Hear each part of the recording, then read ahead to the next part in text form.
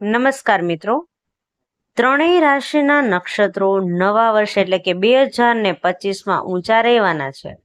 તેઓ ખૂબ જ પૈસા કમાશે અને ધનવાન બનશે. મિત્રો, તમને જણાવી દઈએ કે નવું વર્ષ માત્ર થોડા દિવસો વિલંબમાં છે. નવું વર્ષ ટૂંક જ સમયમાં શરૂ થવાનું છે. 2025 શરૂ થવા જઈ રહ્યું છે. આ સાથે જ લોકો નવું વર્ષ કેવું રહેશે તેની પણ વિચારણા કરવા લાગ્યા છે. મિત્રો, આ નવા વર્ષ માટે 1 મહિનાની ઓછો સમય બાકી છે. આ વર્ષે શનિ, ગુરુ અને રાહુ કેતુ ગ્રહોની રાશિ બદલાશે અને આ ઉપરાંત સૂર્ય, શુક્ર વગેરેના રાશિ પરિવર્તનની અસર લોકોના જીવન પર પણ પડશે. મિત્રો, આ બધા રાશિના લોકો પર અસર થશે અને કેટલાક ભાગ્યશાળી હશે, કેટલાક ગુસ્સે થઈ જશે. તો ચાલો અમે તમને જણાવીએ કે રાશિના લોકો જેમના પર 2025માં ચરમસીમા પર હશે તે રોકાણની તક મળશે અને ધન સંબંધિત બાબતોની સફળતા મળશે. જો તેઓ 2025માં માતા અને વિષ્ણુ બને છે તો તેઓ રાશિ માટે ખૂબ જ મહત્વપૂર્ણ છે, કારણ કે આ ત્રણેય રાશિના લોકો આપણા જીવનમાં અંત સુધી ખૂબ જ મહત્વપૂર્ણ છે. દરેક વ્યક્તિએ પોતાના જીવનમાં સારા અને ખરાબ તબક્કામાંથી પસાર થવું પડે છે. જો ગ્રહોની સ્થિતિ સારી હોય તો વ્યક્તિના જીવનમાં ખુશીઓ રહે છે.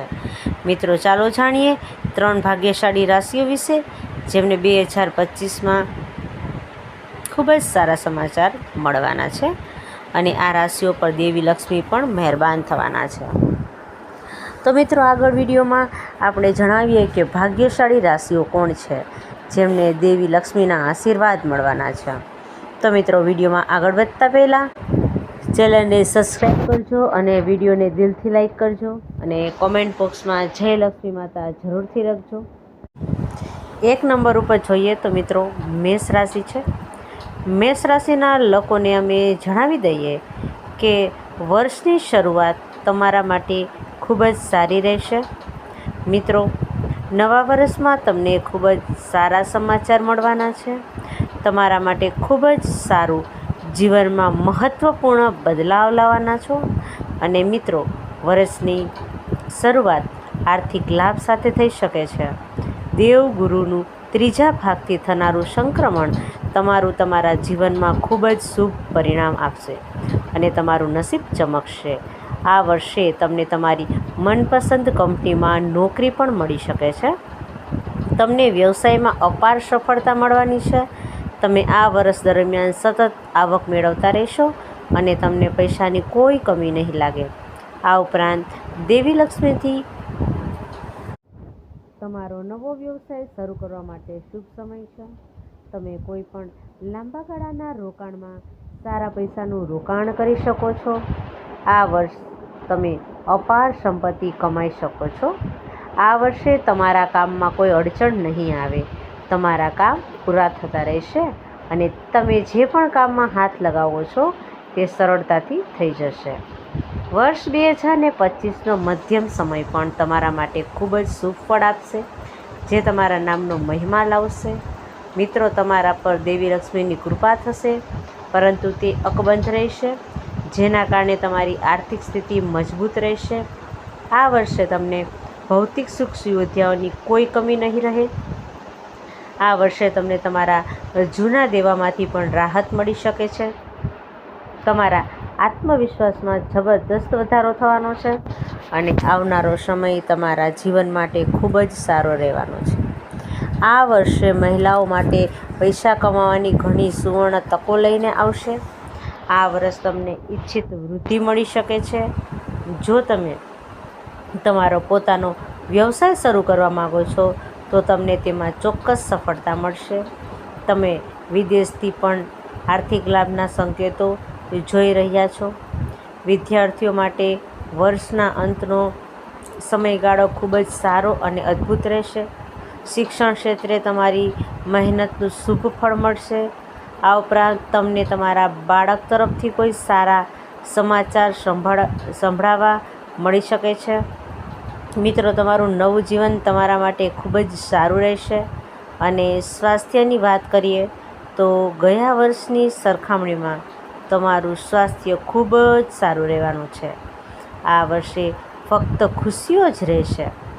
નંબર 2 ઉપર જોઈએ સિંહ રાશિ.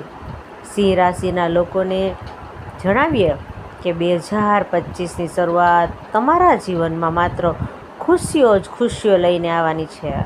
મિત્રો, વર્ષ 2025માં ગુરુ અને શનિ રાશિનું પરિવર્તન લોકો માટે ખૂબ જ ફાયદાકારક છે. સિંહ રાશિના જાતકો ભાગ્યશાળી અને અદ્ભુત સાબિત થશે.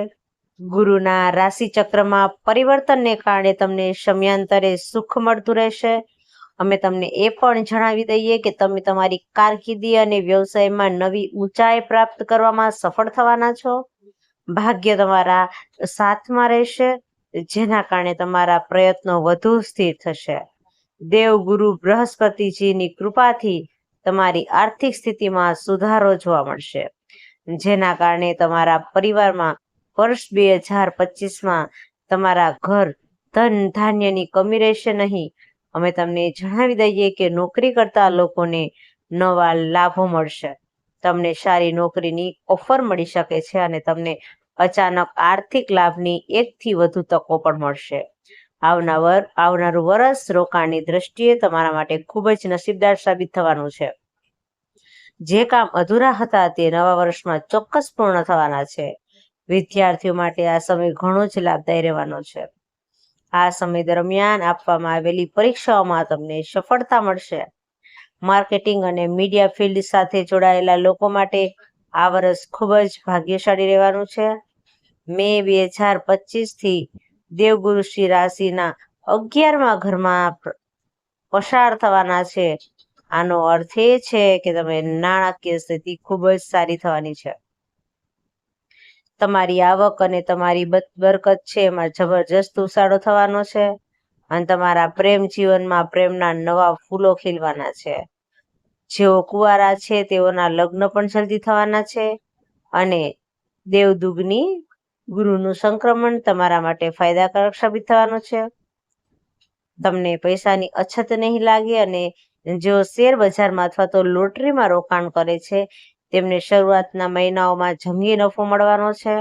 તમારી હિંમત અને બહાદુરી વધશે અને આ વર્ષે લાંબી મુસાફરી પણ શક્ય બને છે, જેમાં તમને નવા અને પ્રભાવશાળી લોકોને મળવાની તક મળવાની છે.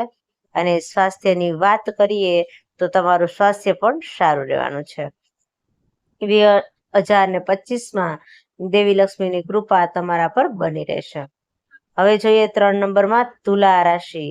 તુલા રાશિના જાતકો અમે તમને જણાવીએ કે 2025 તુલા રાશિના લોકો માટે ખૂબ જ શાનદાર અને સારું સાબિત થવાનું છે. નવા વર્ષમાં તમને ભાગ્યનો પૂરો સાથ મળવાનો છે. મિત્રો, દેવી લક્ષ્મીની કૃપાથી તમને સારી તકો મળવાની છે અને તુલા રાશિના જાતકોને ગુરુના રાશિ પરિવર્તનથી સૌથી વધુ ફાયદો થવાનો છે, જેના કારણે તમને નોકરીમાં પ્રમોશન અને કેટલીક નવી જવાબદારીઓ મળી શકે છે. આ વર્ષ તમારા જીવનમાં તમારી અપેક્ષાઓ કરતાં કેટલું મોટું થવાનું છે. તમારી આર્થિક સ્થિતિ પહેલા કરતાં સારી થશે. જે લોકો લાંબા સમયથી વિદેશમાં ધંધો કરી રહ્યા છે તેઓને હવે માત્ર નફો જ મળશે. જે વિદ્યાર્થીઓ સ્પર્ધાત્મક પરીક્ષાઓની તૈયારી કરી રહ્યા છે, નવા વર્ષમાં તેમને સફળતા મળવાની છે. મિત્રો, આ 3 રાશિઓ છે જેના પર દેવી લક્ષ્મી ધન વર્ષા કરવાની છે. 2025માં આશીર્વાદ આપવા જઈ રહી છે. તો મિત્રો, અમને તમને આ માહિતી કેવી લાગી છે અમને કોમેન્ટ કરીને જણાવજો અને તમને સારી લાગી હોય તો વિડીયોને લાઈક કરજો, ચેનલને સબસ્ક્રાઇબ કરજો અને કોમેન્ટ બોક્સમાં જય મા લક્ષ્મી જરૂર લખજો. આભાર.